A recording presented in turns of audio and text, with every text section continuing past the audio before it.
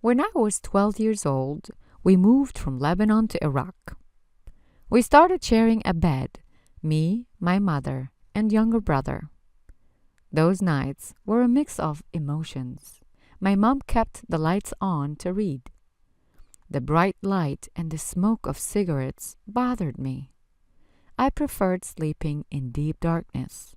My brother, always by her side, would read along. She would attempt to turn the page, and he would comment, "Not yet."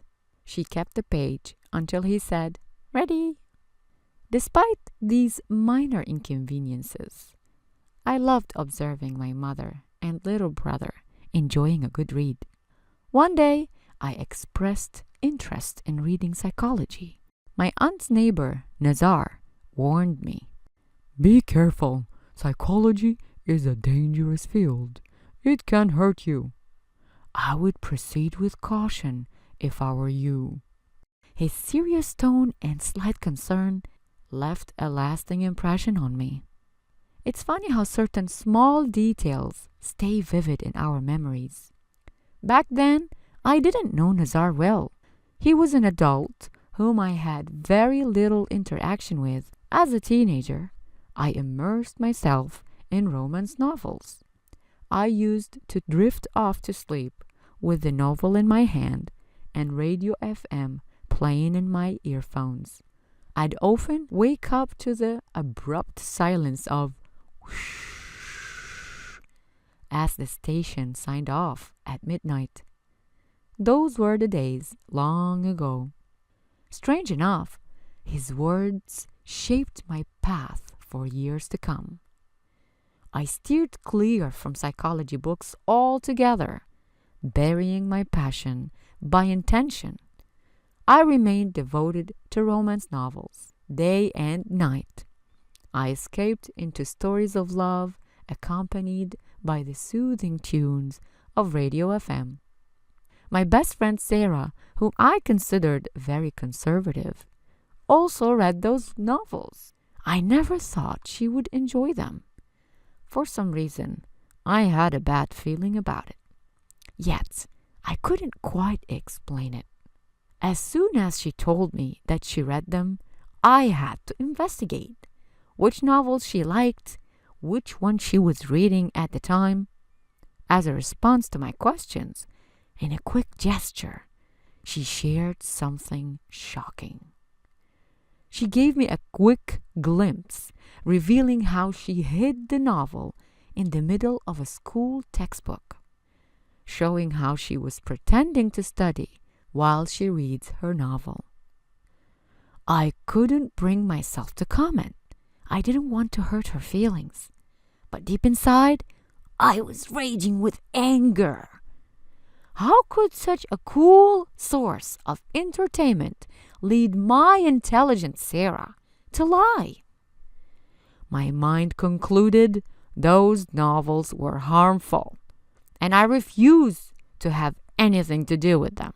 From that day forward, I couldn't enjoy reading. I felt their negative influence. It didn't take long before I abandoned them completely.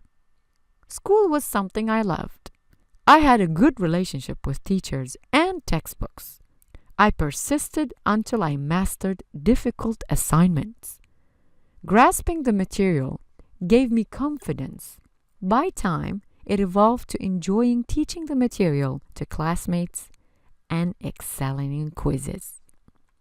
Bottom line, my relationship with books wasn't always negative. It depended on different factors. Fast forward until I was 27 years old, when my brother Greg introduced me to a new technology. It was a computer application that allows finding and downloading different sorts of files. Before that, I only had the radio and Walkman. Using that new application, I had many accurate searches followed by successful downloads. One day, I tried searching for a specific piece of classical music that I once enjoyed. Of course, I had no idea what they called it. I tried every possible alternative word for classical music. I ended up downloading so many albums, listening to the music files one by one. One day I opened one of them only to discover it was someone talking. What? How could a classical piece be someone talking? 10 years later, I needed to free up space on my computer. I started deleting all the unwanted files, including old music albums.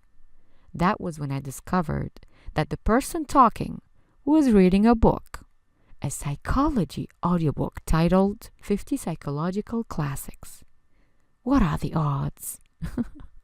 Right? The writing style and content pulled me in. This was my first adventure into psychology. I became so absorbed in the book that I lost track of time whenever I had the chance to read it. This experience reignited my passion for psychology. It awakened a newfound love for reading. It also helped me solve a big psychological matter that was lingering for 18 years. Needless to say, books became my go-to source for having very good time as well as solving any kind of problem I face. I'm sure you guessed it by now that after long years of passionate reading, I can give you a long analysis of books, pros and cons. Definitely some other time. Looking back, it wasn't my fault not enjoying reading books at early age. My childhood didn't offer motivation, but the circumstances played a role too. The good news is that any time can give a possibility for change. What am I trying to say is, if you're not a book lover, I understand. I'm only hoping you stumble upon a great read that might excite you. It will inflame a new love generation that could have a profound, lasting effect on your life. Now I have to be honest. Finding a good book can be as challenging as finding a life partner. It has to meet your mental and educational needs. When it's a perfect match, it will be like experiencing love at first sight. P.S. I have nothing against other forms of knowledge. I enjoy videos, speeches, articles, to name a few. Now, if your curiosity is even a little bit provoked, I hope you'll give it a try. I definitely won't be suggesting you rush out to read every book you find until you spot the one that blows your mind. Instead, I'm only suggesting keeping an open mind and a curious spirit. Then let the universe guide you. One day, you'll stumble upon a book that ignites a spark that only you can know the depth of. Before you go, I have 3 takeaways to offer, each connected to the various paths we take in our quest for knowledge. Transformation. Keep a flexible, open mind. Knowledge has the power to transform lives in unexpected ways. Knowing something new or changing perspective may sometimes be the main thing you need to get great results. Taking notes. Try to keep a notebook with detailed notes. Include every detail possible. For example, the title, author, page number, time, hyperlink, any details that will make it easy to find it again. Then quote the lines you find interesting.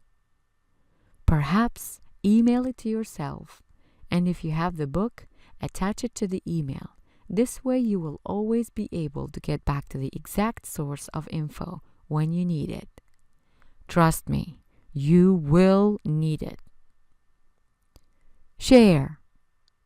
The next time you read a book and enjoy it, your mind will be celebrating. It will be creating new neuron connections, evolving in spectacular ways. When that happens, smile, take it in, enjoy it. And last but not least, don't forget to share your findings. Your story and your perspective might urge someone to embark on the same exciting journey.